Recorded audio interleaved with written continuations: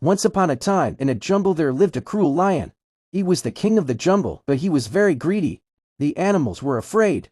They held a meeting and went to the lion. "We will send one animal to you every day," said the oldest deer. From then on, each day one animal would go to the lion as food. One day it was a clever rabbit's turn. He didn't want to die, so he thought of a plan. The rabbit reached the lion very late. The lion was angry. "Why are you so late?" he roared. The rabbit said, "O mighty king, I was coming with another rabbit, but a bigger lion stopped us. He said he is the real king of the jungle." The lion was furious. "Take me to him." A clever rabbit took the lion to a deep well and said, "He lives inside." The lion looked into the well and saw his own reflection in the water. He thought it was the other lion. In anger, he jumped into fight and drowned.